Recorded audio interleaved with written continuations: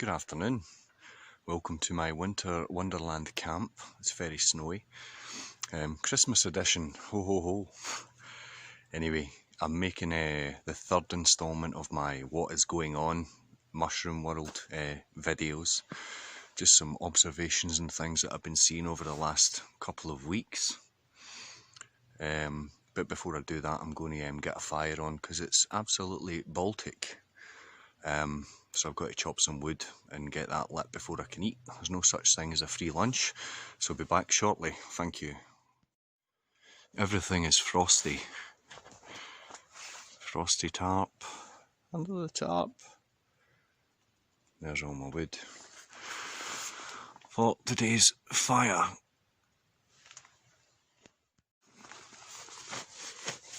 A useful trick if you're lighting fires when it's a wee bit damp is to split some wood, and inside the wood is generally dry if you've managed to get some dead standing wood. And what we do is we make some feather sticks.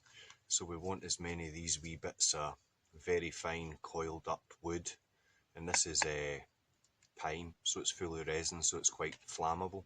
Or not full of resin, it's not fat wood, but you get the point. And what you do is you get your knife and you gently run it down, and you make all these wee ribbons. And the finer the ribbon, the better the burn. It goes back to your old chemistry class. More surface area gives more of a reaction and all that sort of stuff. So I'll make a bunch of these, and what I use to ignite these, you could use a fire steel, but I'm not going to today because I've came prepared. What I've got, very simply, is just cotton pads. Let me get one out. Cotton pads, and then what I do when I've got old candles that are almost burnt out, melt down the wax and soak the pads in it, so it's like a wee bit of a homemade fire starter. And it saves you wasting wax that can be put to use, especially if you come out into the woods. So I'll get that done, get the fire on and get my lunch on.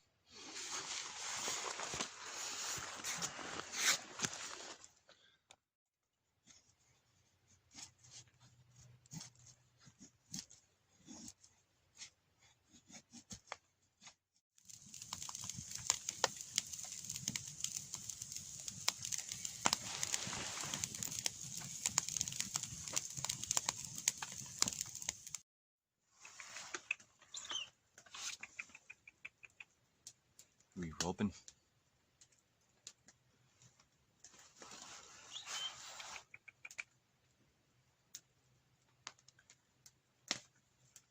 He's no interested. Note the plaster, that's in the next video. But anyway, good afternoon. I hope everyone is well. This is part of the the ongoing saga that is the world today. This is What Is Going On, number 3. And following on from my last video,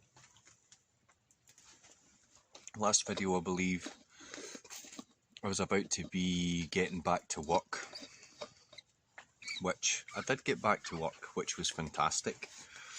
We had 3 weeks lockdown. There's the wee robin, he's right there. Let's see if we can do the bird whisperer. Nah. He's just flapping about. You can smell my lunch, which I better turn before it goes on fire.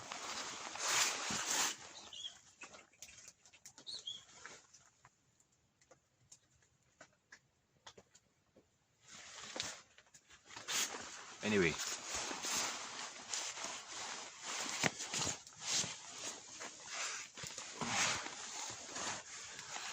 back to the point of the video.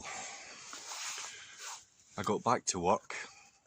We had 2 weeks we were allowed to work before the government in all its wisdom, with all the credible information, decided that they were going to lock us back down again for a further 3 weeks. Now what this means to me is over that 10 week, from the 3-week lockdown to the 2 weeks I was allowed to work, to my next 3 weeks of lockdown, which I'm not allowed to work, which is a total of 8 weeks. I've been allowed to earn. I've been allowed the dignity of making a living to pay my way for 2 weeks out of 8. Now the industry I work, which is barbering and hairdressing, it's one of the cleanest industries this side of heaven. Meaning when you go into a barber shop or a nail salon or a beautician or a hairdresser, we are trained, or for the most part, most of us are trained in hygiene. Most of us are qualified or have a general grasp of keeping things clean. All clients get new combs or clean combs, clean brushes, clean clippers, everything's cleaned. So why we've been shut down is beyond me, but anyway, it is what it is, and we go on. But during that 2 week I had a few interesting encounters, one of which was a fellow colleague in the shop. She was going to be cutting this wee guy's hair, and in with the wee guy came the mum and the sister. Now the sister was perhaps maybe 8, 9, 10 years old, and when she walked into the shop she was like, wow, wee Robin's right there, wow, it's normal in here. So I said to her, what do you mean by normal? She said, nobody's wearing masks. So at the time I was cutting a guy's hair, he wasn't wearing a mask. Of hundreds of people in the past few months since we reopened after the initial lockdown, hundreds of people, none of them are for the most part wear a mask. And I've certainly not worn the mask. For man is created in God's image. He shall not cover his head. 1 Corinthians chapter 11 verse 7. But anyway, I said, what do you mean by normal? And she said, no one's wearing a mask. And I said, you bet your ass it's normal in here, and we're keeping it normal in here. Because the mask wearing, in my opinion, and these are just my observations, are very abnormal. And the normal is a maskless society where you can express your how you're feeling, and smiling at people, and just showing your face. We shouldn't be hiding our faces. It's absolutely insanity. When we get told we were getting put into the second lockdown, something that happened I'm not part of, because I'm watching it from the sidelines to see if I want to be part of, and this solidified my view on whether I want to be part of this organisation or not. Now, as in most industries, there's associations and federations and things like that. Now in Scotland, there's something called the Scottish Barber Association, which is, it's a community. It's led by an educator. He's a nice chap. I've done courses under this man, so he's knowledgeable. He's been in the game a long time, a lot longer than me, and he's quite wise to the industry. But what happened was, when he put up a post on his social media suggesting that he was going to reopen his salon. He was going to keep it open. Sorry, he wasn't going to shut down for this next lockdown.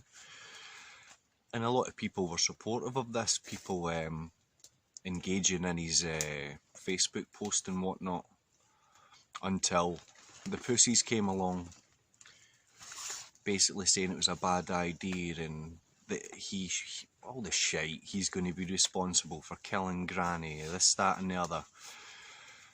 And the following morning, he retracted his statement. He said it was a knee-jerk reaction to the news, and that he is going to close.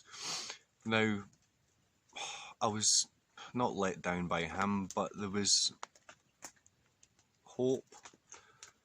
for the industry up here. I thought he was going to follow on what they did in England with the gyms and stuff, led by example with some of the Liverpool gyms who refused to close, and the local authorities there decided that the gyms were an essential kind of service and that they should stay open. So here we are again after Christmas. I should be working tomorrow and the rest of the week before New Year's break, then back again, but it's not to be until I believe the 16th of January we get back.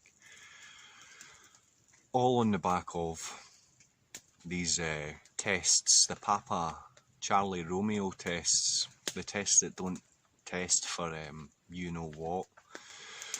And in the mix of all this, there's an alleged new strain of you know what, which I find hard to believe because, as far as my understanding goes, there is the initial strain of you know what, the old Charlie Victor.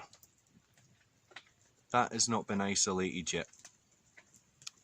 So how can they isolate a new variant of said virus when they haven't even isolated the first one? It's beyond me, but we must persevere and endure, and that's what builds character. But that's pretty much about all that's been going on. I had a lot of good chats, and all the guys that came into the barber shop were very generous, and it was very humbling, the gifts that they gave us, and the support in the 2 weeks that we were allowed to open. The support was great, the conversations were great. It's great to have the dignity to working in a job that you enjoy doing is an absolute blessing on top of other things. And it's problematic when you can't get to work, and they want appears they want the closure of small businesses and dependency on the state. And in Scotland you've got the radical nationalists. They want an independent Scotland to then hand that sovereignty of governance and law over to the European Union, which in my view is a modern take on a very old, very monstrous regime from the 40s and before.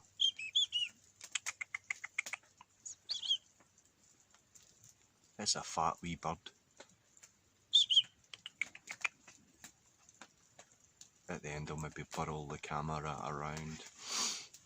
But yeah, again, if you look at the social media and the conversations that I had with the guys for the 2 weeks there, people are just not buying this nonsense whatsoever. And I always go back to something I heard a few weeks back, the theory of natural tension, which means something will tolerate or withstand a force against it for so long before nature overcomes it. And the way that the government is trying to shepherd us at the moment is shepherding us like animals. And we're not animals, we're above animals. And when you treat us like animals, there's going to be a point where tolerance snaps and there will be a kickback. And hopefully that kickback is against those who have made these decisions, the Neil Fergusons, the Tony Blairs, Boris Johnson, Nicola Sturgeon, all these people who have been misguided. They're the top of the tree. They're the ones that should be taking the fall. They chose the job. No one had a gun to their head, and hopefully justice will prevail. But yeah, the world is a very uncertain place at the moment. But what you can be certain in is 2 or 3 things. The sun always comes up, as does the moon, and the truth always comes out. And when the truth comes out, it's going to bring a lot of clarity over this past year of the lies of the government and the media, these peddlers of lies and fear, the people who told you it was going to be 2 weeks to flatten the curve. And this is going on all over the world. I was actually talking to one of my barber colleagues in America yesterday, and his salon's still open, but he's noticed that obviously with the businesses and things closing, that business isn't quite as normal. But if things go the way the wannabe government in America goes, everything will be closed for a while. But that's still to be seen. It's just a theory, and theories are never, they're not always accurate. Some may be, but it's just a forecast, an assumption. But anyway, that's what's been happening with me. I'm back up in the woods. I'm cooking a beautiful leg of lamb over my fire with rosemary and garlic and olive oil, and it smells awesome. It's certainly attracting the attention of that wee bird that's right there. Come here. Come on. Yes, I too can sound quite girly. But I'm going to wrap this video up just now. What do you think's going on in the world today? How are you observing it? Are you maintaining a level head? I hope you're not letting it get to you, because it is getting to some. It's driving some people to the drink and driving some people bananas. But have your faith in something strong. Certainly don't have your faith in the government or these scientists or all these people of the new cult.